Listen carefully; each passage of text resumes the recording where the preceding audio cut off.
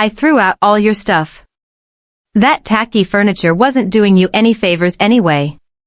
That was how my sister greeted me when I returned home, stepping back into my hometown for the first time in half a year. I'm Tracy. I'm 35. My job is marketing manager for a major American tech firm. 6 months ago, I finally realized a lifelong dream. I purchased my very own brand new home. But before I could even settle into that happiness, my company assigned me to a 6-month post in Singapore. An incredible career opportunity, there was no saying no. My only real worry was leaving my pristine new house sitting empty. After some deliberation, I spoke to my mother and eventually handed her a spare key, just in case. You're always so responsible, Tracy. Don't give the house a second thought. Just focus on your work. I thanked her for her kindness, my heart full of hope as I left America for Singapore. Overseas life was fast and exciting. Time passed in a blur. Work went well. As my return date neared, I got a short message from my mother that made my stomach drop. Your sister's divorced. She's struggling. Honestly, my sister and I have never been close. She's always been emotional, impulsive, and quick to blame everyone else for the fallout of her own choices. So, hearing she was divorcing again, pregnant with her 4th child, my first reaction was less surprise and more weary resignation. Her children, my nieces and nephews, are of course innocent. The thought of them ached, but it remained my sister's problem. I had no need, nor any obligation, to get involved. But that line was crossed with shocking ease while I was across the world. My mother's second call wasn't to ask. It was to inform. Your sister had nowhere to go. So I decided to let her stay at your place for a while. Her voice was bright, almost proud, as if she'd stumbled upon a brilliant solution. Wait, what? In my house? You can't just decide that. My protest didn't sway her at all. What are you talking about? I have the key and you're not even here. You're sisters. Helping each other in times of need is only natural. It sounded reasonable on the surface, but in reality, it was moral blackmail, a demand that I sacrifice my property and my privacy for the sake of family. Still, I didn't yet understand how bad it really was. At worst, I pictured my sister camping on the living room sofa for a bit. Knowing her, that alone was unbearable. But for the moment, I had to endure it. Reality, however, would prove far worse than anything I imagined. A few days later, a neighbor video called me, offering the first look at the disaster unfolding at my house. Tracy, there's a construction truck out front unloading nursery furniture. Are you renovating? I felt the color leave my face and called my mother immediately. What is happening at my house? What renovation? She still sounded calm. Oh, your sister's due soon, right? So we decided to turn your bedroom into a nursery. Dizziness from rage washed over me. My bedroom? That's my house. But my mother just said, don't get so hung up on the details, and hung up. I came home as fast as I could. The house that was meant to be my symbol of success, my personal sanctuary, stood before me. But when I opened the front door, the sight that greeted me made me doubt I was in the right place. A stroller was dumped in the hall. A diaper bag spilled its contents across the floor, and the air was thick with the smell of formula and baby powder. Opening the living room door only deepened the shock. The Italian sofa I'd so carefully selected was gone, replaced by scattered toys and crayon scribbles smeared across the walls. In a panic, I rushed to the bedroom and froze. It was a nightmare. The walls were a blinding hot pink, a cheap star-shaped mobile dangled from the ceiling, and the floor was covered in animal print playmats. And in the center of it all, rocking a baby I didn't recognize, was my sister. Oh, you're back. That was her first line to me after 6 months. No surprise. No joy. What is this? Why are you here? Where is all my furniture? She sighed dramatically, as if I were being unreasonable, and repeated her greeting. I had nowhere to go after the divorce. Mom gave me the key. We're family. Helping each other is only natural, right? Her shamelessness made my anger soar.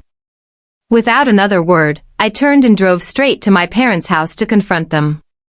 My father only frowned in troubled silence, while my mother actually laughed. Oh, Tracy, really?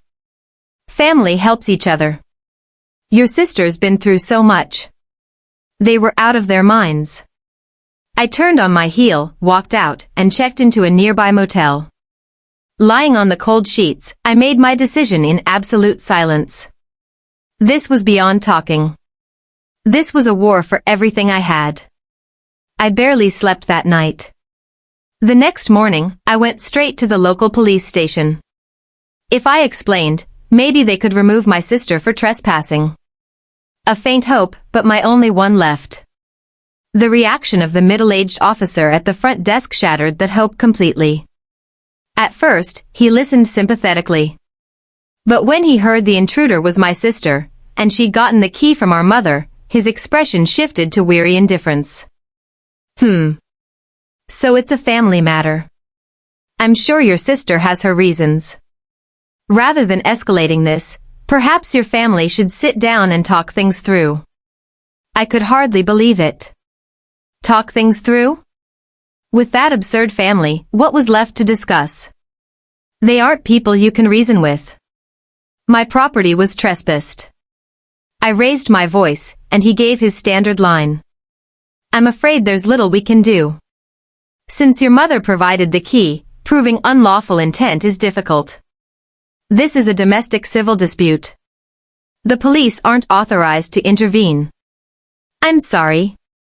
His words hit like a verdict, a cold rejection from what I'd thought was my last line of defense.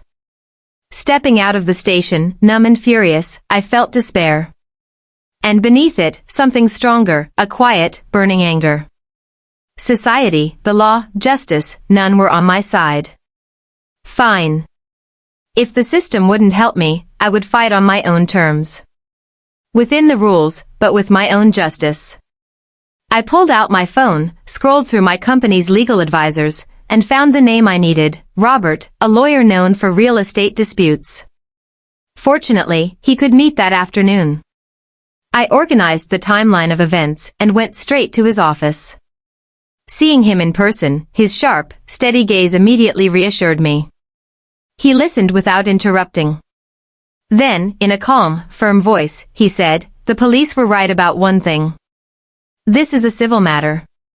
In civil law, evidence is everything. Emotions and sympathy hold no weight in court. Tracy, your fight to reclaim your home starts here." His words lit a fire in me. No more self-pity. I would gather the weapons to win on the battlefield of the courtroom.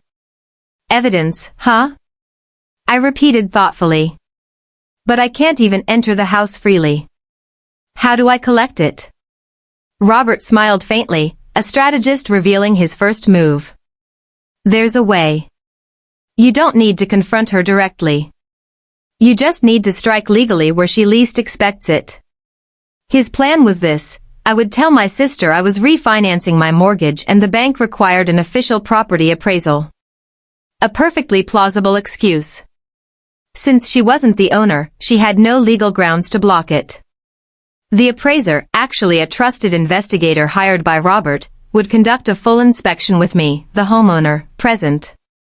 The goal: to document every corner of the house in high-def photos and video, capturing the full extent of the damage. She'll probably resist at first, but if you tell her obstructing an official bank appraisal could harm her legal standing, she'll have to agree. He was right. My sister tried to stall, mumbling about being busy. But when I mentioned my lawyer would notify the bank if she refused, she grudgingly consented. A few days later, I stood before my house again, this time with the appraiser. My sister opened the door, glanced at me, and turned away with a scowl. I didn't care anymore. Keeping composure, I followed the investigator inside. He moved methodically, clipboard in hand, filming everything with a small, powerful camera. "We need to record each room's condition for valuation," he said professionally. My sister suspected nothing. Every stain, every crayon mark, every inch of the master bedroom drowned in garish pink paint, it was all meticulously documented under the guise of an official appraisal. As she stood there unaware, I looked at her back and thought, just a few more moves until checkmate. That afternoon, I went straight to Robert's office. We transferred the videos and photos to his computer. He leaned forward, studying each image intently, especially the scribbled walls and the desecrated bedroom. A deep crease formed between his brows, shifting not into surprise, but into a quiet, professional anger. He turned to me with a sharp question. "Excellent evidence. But tell me, Tracy, do you have proof of what the house looked like before?" "I do," I answered immediately. "I was so happy when I bought it, I took photos of every corner like a magazine spread." I opened my laptop and shared a cloud folder titled My Home. Inside were images of a flawless living room, elegant walnut floors, and a serene master bedroom with soft off-white walls. Robert compared the before photos with the damage, nodding with deep satisfaction. "Perfect. With this, we can prove malicious intent. There's no room for debate. They'll never expect such complete evidence. This is our strongest weapon." Then he outlined our counterattack's first step. "First, we demand their immediate departure. We'll send a certified letter to your sister and your parents. The notice will state two things: 1, an order to vacate immediately, 2, a warning that all property damage will be assessed after handover, and full restoration costs will be claimed legally. We won't specify an amount yet. The uncertainty will intimidate them." I nodded firmly. Yes. Ending the illegal occupation came first. I clenched my fist, feeling I could finally raise the banner of my counterattack. The day the notice arrived, my phone in the motel room wouldn't stop vibrating. Calls and messages from my mother and sister flooded the screen. Just as Robert advised, I stared at their names coldly. No replies. No explanations. When I didn't answer, voicemails piled up. Later, on a work break, I put in earphones and pressed play. "Tracy, what on earth is going on? I just got a letter from a lawyer. You're evicting your sister? Threatening to sue for damages? Are you insane? Suing your own family?" My mother's voice was shrill, nearly hysterical, outraged not at the harm I'd suffered, but that her scheme was unraveling. Next, my sister's turn. Fake sobs laced her words. "Tracy, how could you do this to me? To us? I have nowhere to go with the kids. You didn't have to make it this serious, bringing in a lawyer. Please, let's just talk. Don't do this to me, okay?" Her words slid off me like rain on glass. The same old act, playing victim to guilt-trip others into submission. If she truly wanted to talk, she wouldn't have invaded and destroyed my home first. Everything unfolded as Robert predicted. They'll try to shake you emotionally first. Don't give them an inch. His calm professionalism was my shield. I turned off my phone, took a deep breath, and exhaled slowly. No more starring in their family drama. Several days passed since I started ignoring them completely. Robert's office informed me, as expected, that both my mother and sister had called repeatedly, demanding to speak with me. He summarized their messages in a concise email. "Your mother insists you've lost your mind, that taking a family dispute to court is insane. Your sister claims financial distress, inability to move out. Neither shows any intention to comply."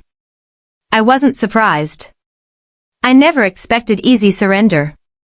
Clearly, my sister would exploit her victim position to get her way. But Robert was already 2 steps ahead. In that case, we moved to the next stage. We'll file for a provisional injunction with the court, requesting immediate eviction. Once granted, it's a court order. Enforcement officers can legally remove her. I agreed without hesitation. No mercy remained. They had trampled my goodwill and violated my property. Now they would face lawful consequences. The injunction process moved quickly. My evidence, the before and after images, was decisive. One set showed the devastation I'd recorded upon returning. The other, the pristine photos from my home folder. Placed side by side, the truth was undeniable. A beautiful home, deliberately ruined out of spite. The court swiftly ruled in my favor, issuing an eviction order against my sister. Later, a neighbor told me what happened when the enforcement officer posted the notice on the door. It was something to see, Tracy. Your sister ran out, completely pale, staring at that paper like it was a death sentence. At last, confronted by the absolute power of the law, a realm where her emotional manipulation held no weight, she finally seemed to grasp her reality. That night, my phone rang again. This time, my father. He'd stayed silent through the whole mess, neither stopping my mother and sister's rampage nor actively joining. He'd simply looked the other way. Now came his first call in months. Tracy, his voice was frail, exhausted. Please, can you stop this? I understand how you feel, but suing your sister, suing the family, we can't face the world like that. Your mother's already a wreck. Don't make this any bigger. It was a plea. But underneath was not sympathy for my pain. It was protectionism, a selfish attempt to preserve their peace and public image. Dad, are you saying that to me? To the woman whose bedroom was destroyed? Not to the sister illegally occupying my house, or the mother who enabled it. At my quiet question, he stumbled for words. The call ended without resolution. He kept repeating, we are family.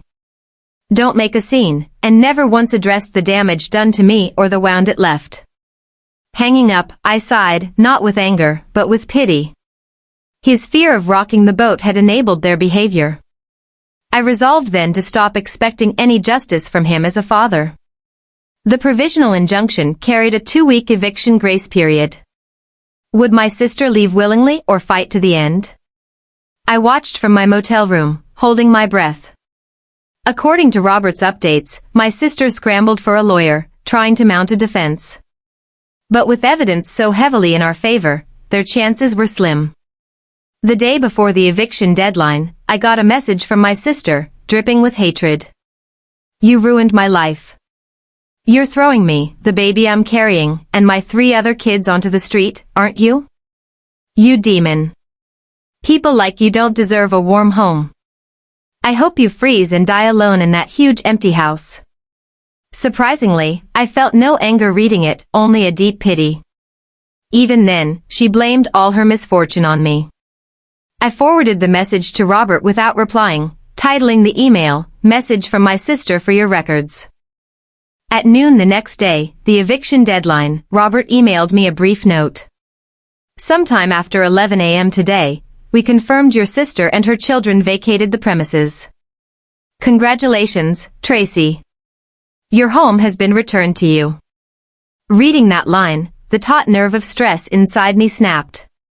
But there was no time for sentimentality. Getting the house back was only the start of the real fight. I checked out of the motel and went home. The interior was worse than I'd feared, hardening my resolve.